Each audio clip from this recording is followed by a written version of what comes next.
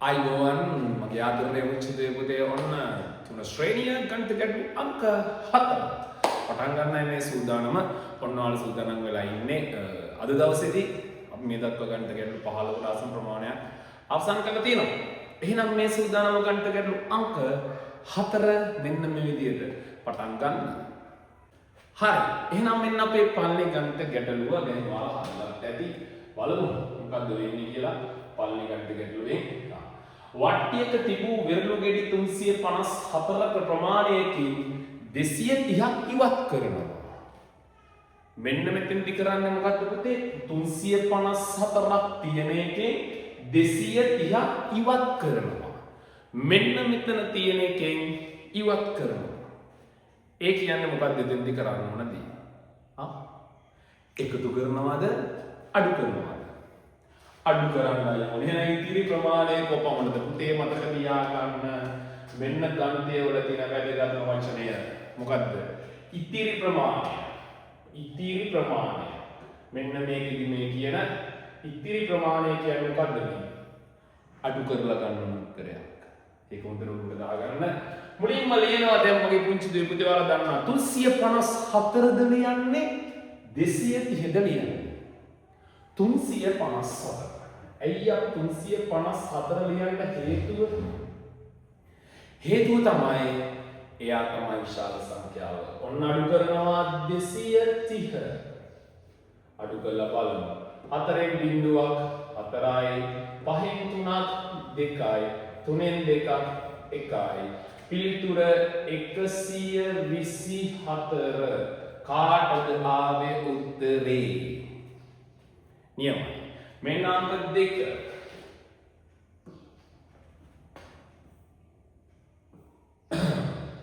වසරක තිබෙන දින අඩුම මාසය කුමක්ද? වසර, අවුරුද්ද, වර්ෂය, වසර මේ තුනටම එකම නම. සාමාන්‍ය පුතේ අවුරුදු වර්ග දෙකක් තියෙනවා. එකක් සාමාන්‍ය අවුරුද්ද. දෙවෙනි එක අධික අවුරුද්ද. ඔන්න ඔය සාමාන්‍ය සහ අධික අවුරුද්ද කියන දෙක වෙන්වන්නේ කොහොමද? සාමාන්‍ය සහ අධික අවුරුද්ද කියන එක වෙන්වන්නේ පුතේ පෙබරවාරි මාසයේ තියෙනවා. ඔය පෙබරවාරි මාසයට යෙදෙන දින ගණන අනුව තමයි සාමාන්‍ය සහ අධික වර්ෂය කියන එක වෙනස් වෙන්නේ. සාමාන්‍ය අවුරුද්දකට දින 365යි. ඒ අවුරුද්දේ පෙබරවාරි මාසෙට දින 28යි තියෙන්නේ. එතකොට අධික අවුරුද්දකදී සම්පූර්ණ දින ගණන 366යි. එතකොට ඒ අවුරුද්දේදී පෙබරවාරි මාසෙට අර සාමාන්‍ය අවුරුද්දට වඩා දින එකක් වැඩි වෙනවා. ඒ කියන්නේ දින 366න් අර පෙබරවාරි මාසෙට දින 28 වෙනුවට 29 යෙදෙනවා. අන්න ඒ හින්දා අධික අවුරුද්දක දින 366යි. ඒ හින්දා අවුරුද්දට මාස කීයක් තියෙනවද? මෙන්න මේ දේවල්ට උණු තියාගන්න. සාමාන්‍යයෙන් පැයකට මිනිත්තු 60යි, දවසට පැය 24යි, සතියකට දවස් 7යි, මාසෙකට දින 29 නැත්නම් 28 29 දෙනවා පෙබරවාරි මාසවල, නැත්නම් දින 30 31 වගේ දෙනවා මාසෙකට දින. අවුරුද්දකට මාස 12යි. අවුරුද්දකට සම්පූර්ණ සති 52යි. ඔන්න ඔවා පුංචි ඔළුවට පුංචි මොළයට එකතු කරගන්න ඕන දේවල්. ඉතින් පුතේ මේ අවුරුදු වල අවුරුද්දක දින අඩුම මාසයේ විදිහට අපි සලකන්නේ මොකද්ද මාසය? ඔයාලා දැන් දන්නවා. දින අඩුම මාසය තමයි පුතේ අපි ලියමු වෙන පාටකින් මොකද්ද? පෙබරවාරි. පෙබරවාරි තමයි පුතේ දින අඩුම මාසය. දැන් ගන්නට ගැටළු අංක 2ක් තියෙනවා. දැන් අපි මේ ටික ටික දැන් චුට්ටක් වේගෙන් කරන්න පුළුවන්. හොඳ වැඩ ටිකක් ගියලා තියෙනවා. දවසින් දවස අපි බලමු ගන්නට ගැටළු අංක 3ට මොකක්ද තියෙන්නේ කියලා. මෙන්න ඩිං ඩිං ආවා. රයිට් මෙතන තියෙනවා අපිට දුවන්න කැමති දක්ෂ වෙන්නවා. ඒගොල්ලෝ පුළුවන් මේකෙන් දුවන්න. දාවන තරගයකදී විදක්ට පසු නලින් තරගය අවසන් කළා. කසුන් විදක්ට පෙර තරගය අවසන් කළේ නම් තරගයේ ජයග්‍රාහකයා කවුද කියලා. තරගයේ ජයග්‍රාහකයා මේවයි ගාන දෙකමයි පුංචි දුවේ මම ඔයාලට කියලා දීලා තියෙනවා අපි මෙන්න මේ විරක් ඇඳ ගන්නවා. තේරෙනවද? අපි ඔන්න පුංචි විරක් ඇඳ ගන්නවා. ඊට පස්සේ උපදේශ ටික බලන අපි පාඩේට පාඩම ලියනවා. මොකක්ද? විදට්ට පසු තමයි නලිය. එහෙනම් අපි ලියනවා මෙන්න මේ හැරේ විදත් කියලා. විදට්ට පස්සේ තමයි කෝඩ අවසන් කරන්නේ නලිය. ඔන්න විදට්ට පස්සේ නලිය. ඊට පස්සේ කියනවා කසුන් විදට්ට පෙර තරගය අවසන් කළා. දැන් පෙර කියන්නේ කලින් කියන එකනේ. විදට්ට පෙර. ඒ කියන්නේ එයා විදට්ට කලින් කවුද? කසුන් ඔන්න තරගය අවසන් කළා. එහෙනම් තරගේ ජයග්‍රහය කියලා කියන්නේ කවුද? මුලින්ම ඉවර කරපු එක්කෙනා. දැන් විදට්ට පස්සේ නලින් කසුන් විදට්ට කලින්. එහෙනම් මේකේ පළවෙනිය කවුද? උඩින් මේ කෙනා කවුද? කසුන්. ඔන්න උත්තරය කටු වැඩි කරලා උත්තරේ වෙනම ලියන්න ඕනේ. දැක්කද? කසුන්. කොහොමද උතුරම හරි කියපුවා? හරි. එහෙනම් ඔන්න ගණිත ගැටලු 1 අවසන් 2 අවසන් 3 අවසන් මේ යන්නේ ඔයා කැමතිම කොටස පුංචි ගීත කොටස.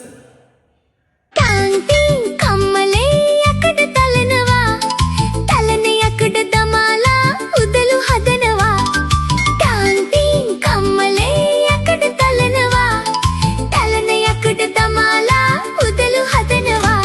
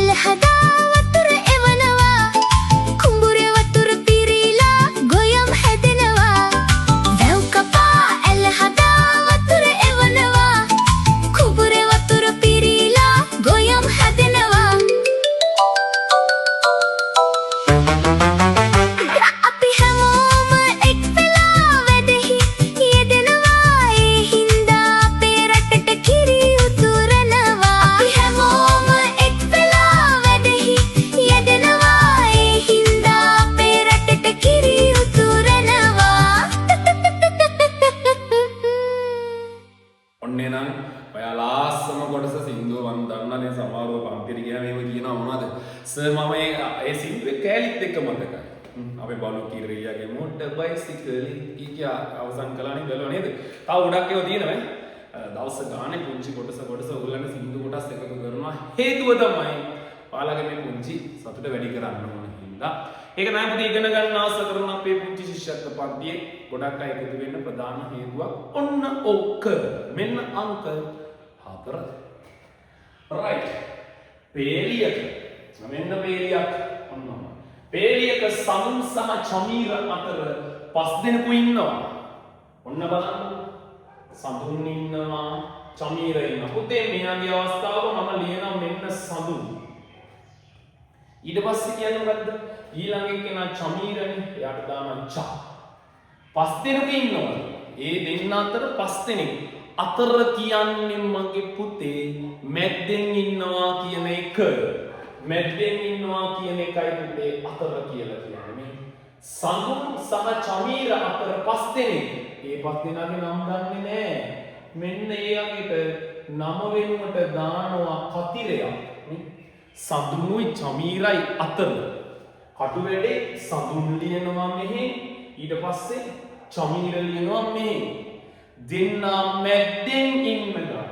1 2 3 4 5 දෙනෙකු ඉන්නවා නම් සම්පූර්ණයෙන්ම මේ පේලියේ ඉන්න ගාන අපි ගණන් කරමුකෝ බලන්න කොහොමද? මෙන්න 1 2 3 4 5 6 7 සියලුම දෙනා ඉන්න ප්‍රමාණය කීයද? 7යි. 7 දෙනෙක් ඉන්නවාමයි පුංචි දුවේ පුතේ මේකේ. දැක්කද? හරි. ඊළඟට අපි යනවා ඊළඟ කොටස. මෙන්න අපේ අවසාන දාන අවසාන මේක. දැන් ඉතින් මොකද මේ අපි ටික ටික දේවල් ඉගෙන ගන්නවා නේද? මෙන්න පුතේ ගණකයක සහ චතුස්තලයක ඇති මුහුණත් වල එකතුව කීයද කියලා අහනවා. ගණකයක සහ චතුස්තලයක ඇති මුහුණත් වල එකතුව කීයද කියලා අහනවා. right? අපි මුලින් බලමු මෙතෙන් දෙන්න කලින් අපිට මොකද ක්‍රම තියෙනවා. අපි යනවා අපේ white board එකට.